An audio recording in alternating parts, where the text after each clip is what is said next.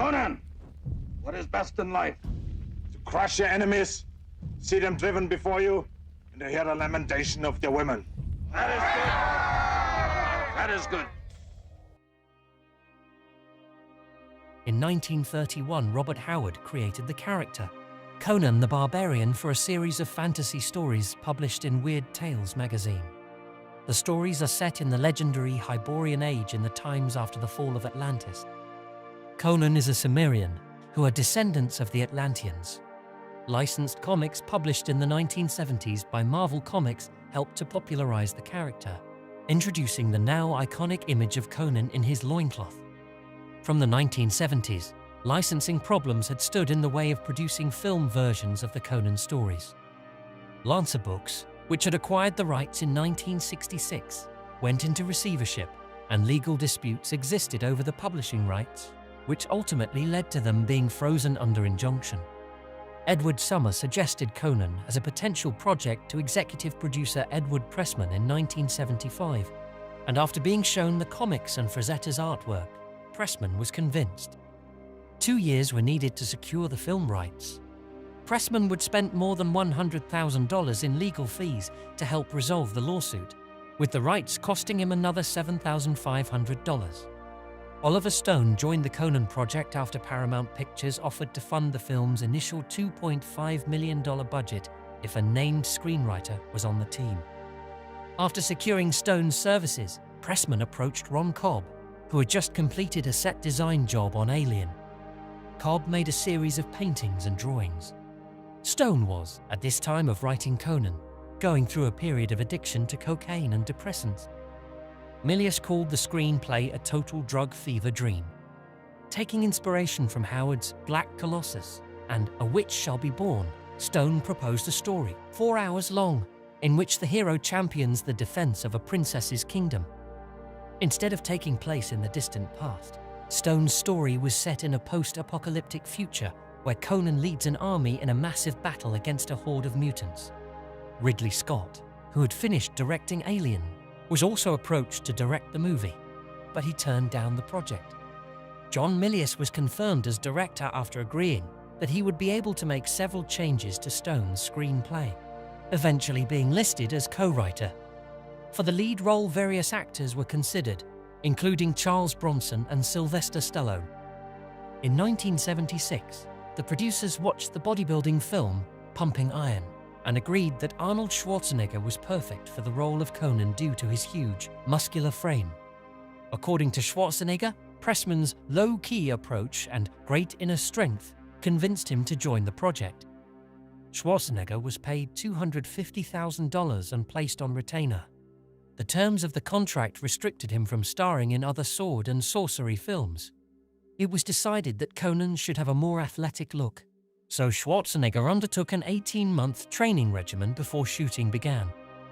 The Austrian bodybuilder slimmed down from 240 to 210 pounds. Aside from Conan, 2 other substantial roles were also played by novice actors. Subotai was Jerry Lopez, a champion surfer, whose only major acting experience was playing himself in Milius's Big Wednesday. Sandahl Bergman, a dancer who had had bit parts in several theatre productions and films, played Valeria. Schwarzenegger studied with a voice coach to improve his speech. Each of his speeches were rehearsed at least 40 times. James Earl Jones and Max von Sydow were brought on to the film for their experience.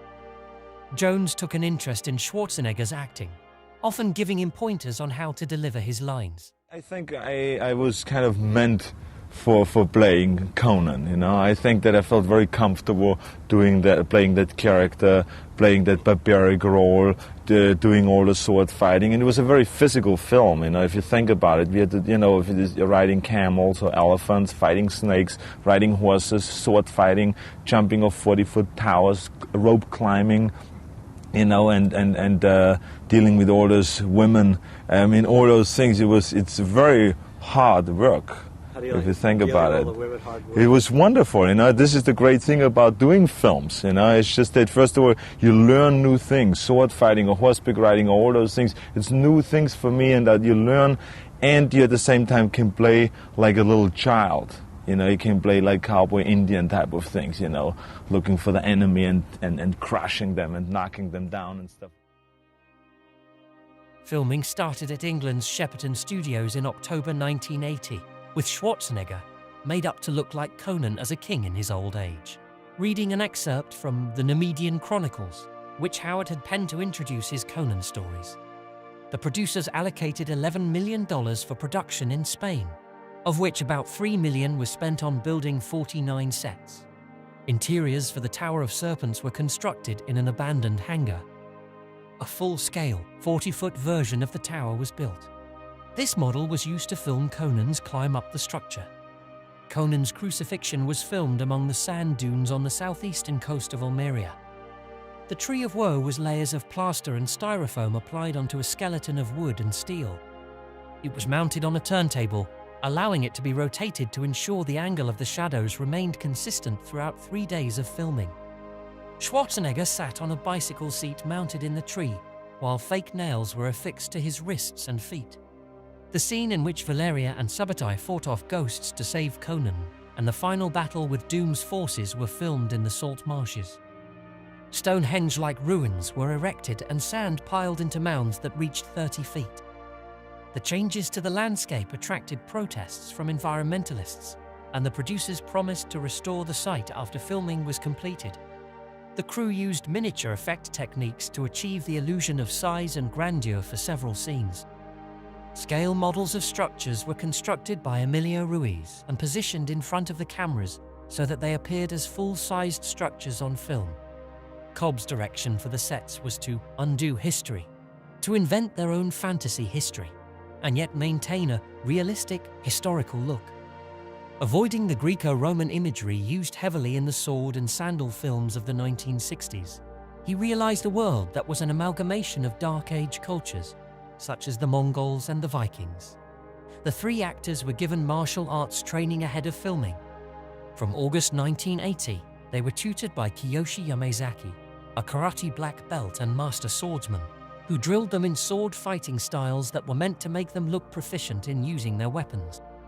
They practiced each move in a fight at least 15 times before filming. The copious amounts of blood spilled in the fight scenes came from bags of fake blood strapped to the performers' bodies. Animal blood gathered from slaughterhouses was poured onto the floor to simulate puddles of human blood. Most of the times, fake swords made from fiberglass were used when the scene called for a killing blow. Milius recruited his friend, Basil Poldris, to produce the score for Conan. They had had a successful collaboration on Big Wednesday. The film industry's usual practice was to contract a composer to start work after the main scenes had been filmed, but Milius hired Poldris before principal photography had started. The composer was given the opportunity to create the film's music based on the initial storyboards and to modify it throughout filming before recording the score near the end of production. I am a product of musical theater, a 6-year veteran in New York City, and could probably continued in that realm for a long time. But I wanted to explore another media. The lucky thing for me with Conan, which is why I'm so thrilled about it, I was able to incorporate what I do best, which movement is my thing. And Valeria is a woman of movement and incredible flexibility. And I mean, she's the best. She's a master of the sword.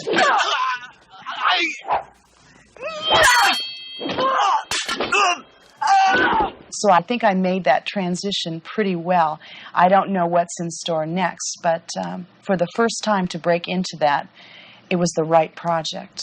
Arnold and Jerry Lopez and myself, we all 3 did train. I trained 3 months for the film and learned kendo. We would train like 3 days a week, maybe 2.5 hours. To avoid competition with other high-profile films, the studio advanced the release of Conan the Barbarian, and on May 14, 1982, the film officially opened in 1,400 theaters across America. The media's reactions toward Conan were polarized. Richard Schickel of Time described the movie as a sort of psychopathic Star Wars, stupid and stupefying. Many critics of the time were appalled at the amount of violence in the movie. One critic counting a total body count of 50. On Rotten Tomatoes, the movie has an audience score of 74%. Whereas most comic book and pulp adaptations were box office failures in the 1980s, Conan the Barbarian was one of the few that made a profit. Conan brought Schwarzenegger worldwide recognition as an action star and established the model for most of his film roles. Icy, brawny, and inexpressive yet somehow endearing. Schwarzenegger described the role of Conan as God's gift to his career. As governor of California, Schwarzenegger displayed his Atlantean sword in his office, occasionally flourishing the weapon at visitors. More than once, he spiced up his speeches with Conan's "Crush your enemies, see them driven before you, and hear the lamentations of their women."